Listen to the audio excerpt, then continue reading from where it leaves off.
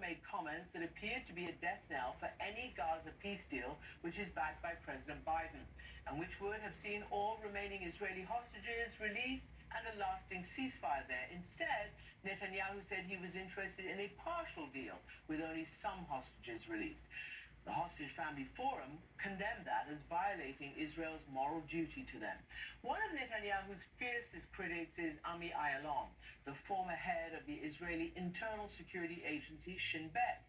He disagrees with Netanyahu's war strategy, and I asked him what hopes Israel could have now of ending this war. Can you explain what your prime minister has been saying to Israeli media about his view of a partial end to this? He said he's ready for a partial deal with Hamas for some of the hostages. Now, as far as I was aware, the people of Israel's first goal is to get all of the hostages back. The so-called Israeli plan that the Biden administration stated was precisely for that, or for all. Some people say, like the Hostage Families Forum, they condemn it. They say he's just walked back from everything. What's a partial deal for the partial release of hostages? It's the only way for him to survive in power. That's it. It's the only way for him to make sure that the war will not come to an end. And this is what he's doing. And I think that he really believes that we do not understand, but we do understand most of the Israelis. And today, our partners that do not represent the people of Israel. In a recent poll, I have here the figures. 76% of the Israelis believe that he should resign immediately. 65% demand elections today. And 75% believe that the only way to end this war is by a political achievement that will enable us to bring back all the hostages. Second, to end the war. And third, to create a regional coalition that will create a better reality and more safety for Israel. Well, why not? Israelis are being killed, Palestinians are being killed, Israel is losing its moral high ground, it's becoming a pariah. We call it toxic leadership. It's academia. Toxic leadership is the great charisma of a person who leads many people, but he leads them to the wrong place. At the end of Zionism. This is what he's doing. You have to understand that the first cabinet meeting, when we went to war after the 7th of October, and we had to go to war because after the massacre, etc., it was a war of defense. But the decision of do not discuss the day after. What is the meaning?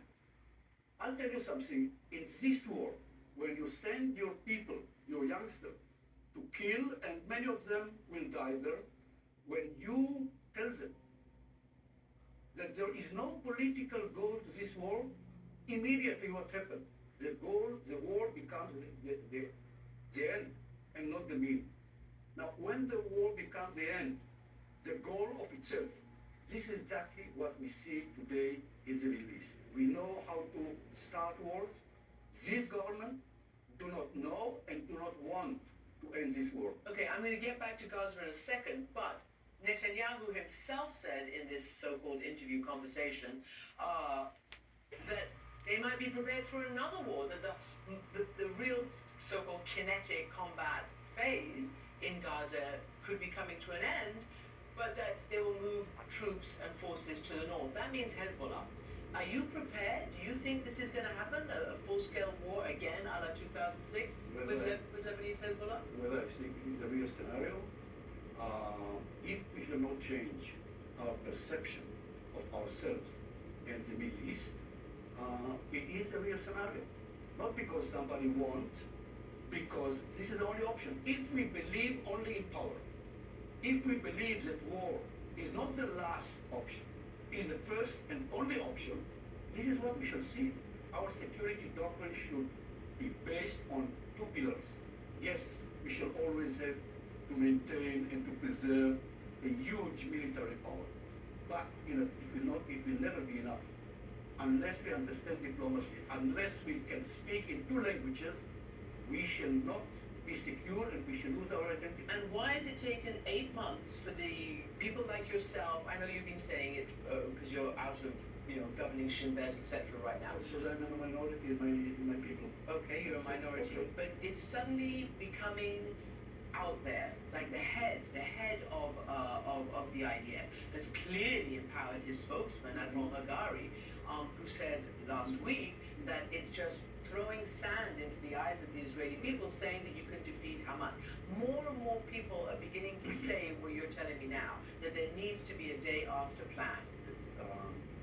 I don't blame, but I think that I expected more from our generals. I still remember during the first Intifada, when Rabin gave us an order, instructed us to break the bones, and some commanders did it, literally.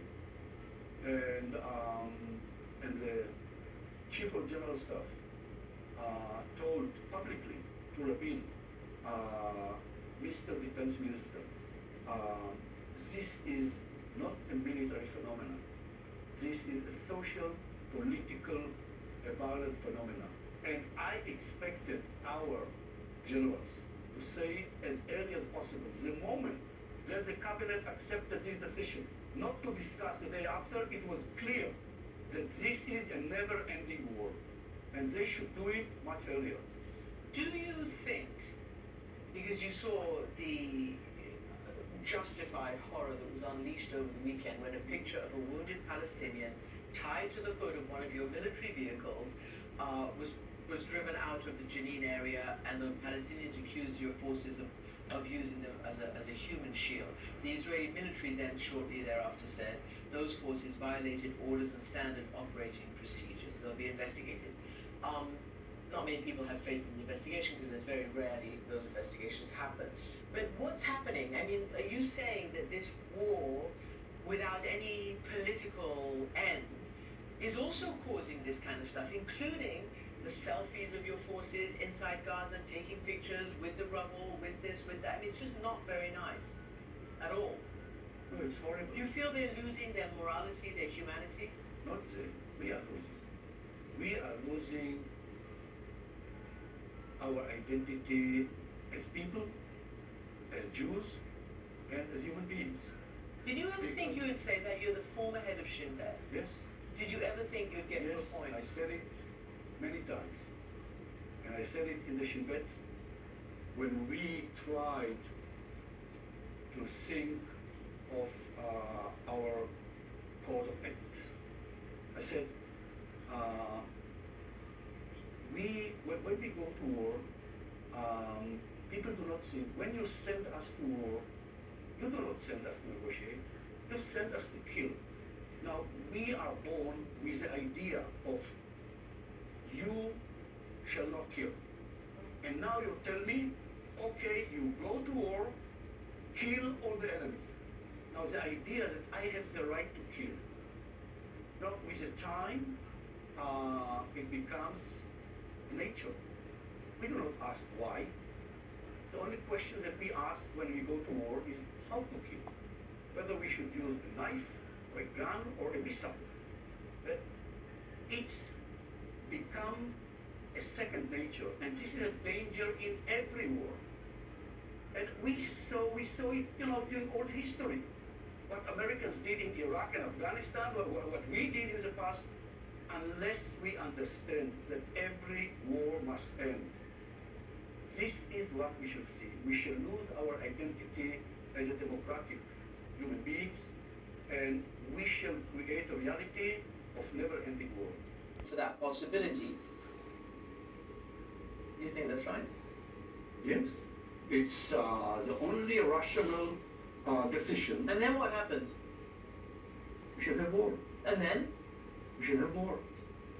And after that? And we shall have more war. And we shall stop, and later we shall have more war. We have to understand, there are two blind spots for us Israelis. Until today, by the way. What should we learn after the 7th of October?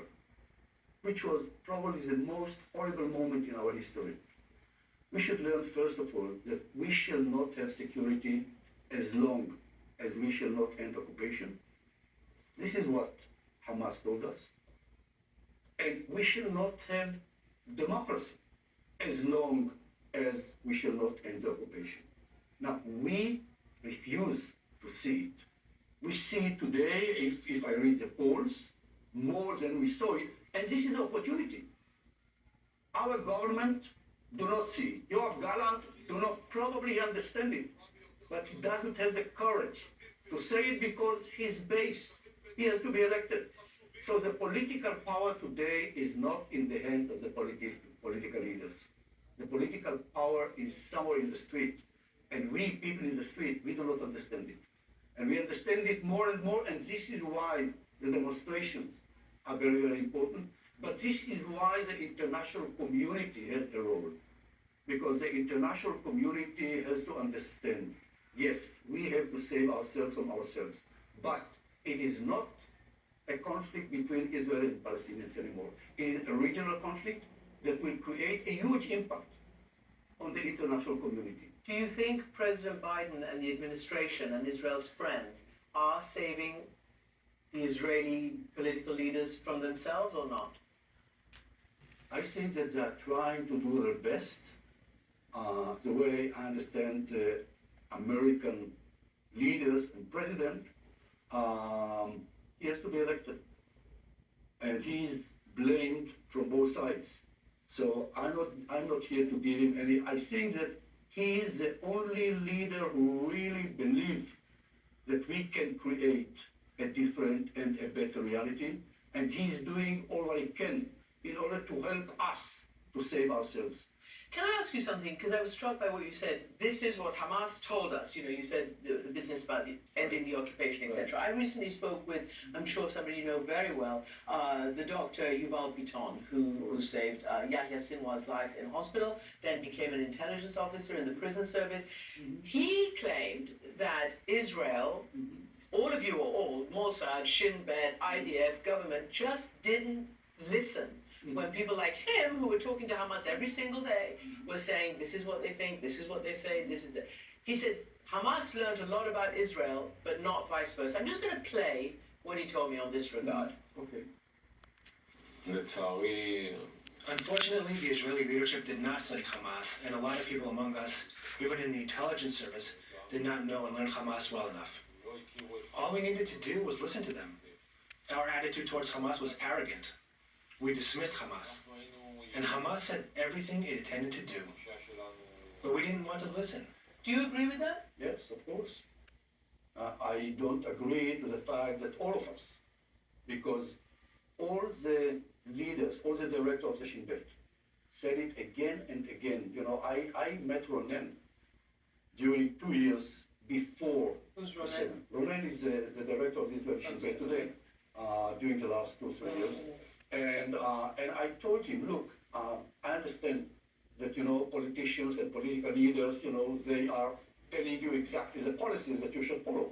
But you have to tell them again and again and again, every day, every meeting, that this policy will lead us to a wave of violence. And he told me, Avi, this is exactly what I'm telling you. But Prime Minister did not listen. Why? I know why. Because he preferred his political survival on the future of Israel. That's it.